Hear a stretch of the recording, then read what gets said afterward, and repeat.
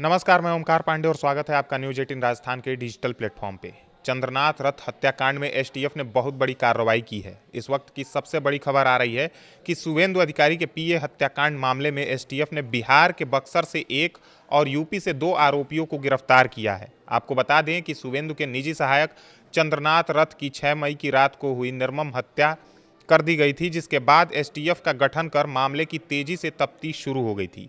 अब इस मामले में बड़ा एक्शन हुआ है। बिहार के बक्सर से हत्याकांड के एक आरोपी को और उत्तर प्रदेश से 2 आरोपियों को गिरफ्तार कर लिया गया है। कुल 3 आरोपियों की गिरफ्तारी चंद्रनाथ हत्याकांड में हुई है। शुवेंदु के पीए हत्याकांड मामले में यह सबसे बड़ा डेवलपमेंट है। आरोपी को बिहार से बंगाल ले जाने के लिए एसटीएफ की टीम निकल पड़ी है और मामले पर पश्चिम बंगाल पुलिस जल्द ही प्रेस नोट जारी करने वाली है। ये खबर उन सबके लिए राहत भरी है जिन्होंने पिछले 5 दिनों से इस पूरे हत्याकांड को लगातार फॉलो किया है। याद कीजिए 6 मई की वो रात जब चंद्रनाथ रथ अपने व्हाइट स्कॉर्पियो में मध्यम ग्राम के घर की ओर लौट रहे थे।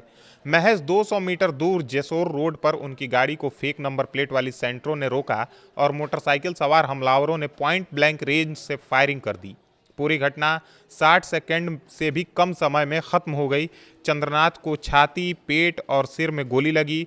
पूर्व वायुसेना अधिकारी और शुवेंदु अधिकारी के सबसे भरोसेमंद सहायक चंद्रनाथ की मौत ने पूरे बंगाल को हिलाकर रख दिया। शुवेंदु अधिकारी ने खुद इसे कोल्ड ब्लडेड मर्डर बताया और शांति बनाए रखने की अपील की।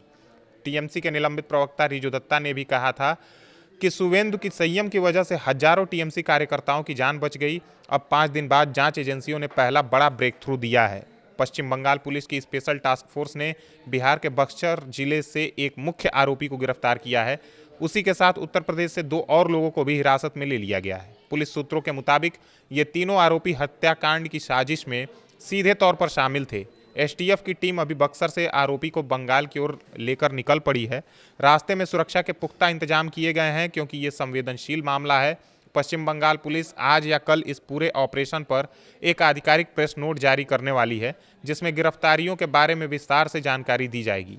जांच की गति अभी काफ़ी तेज हो गई है। याद रहे कि हत्या के तुरंत बाद एसआईटी गठित की गई थी, जिसमें सीआईडी, इंटेलिजेंस ब्रांच और एसटीएफ के अधिकारी शामिल थे।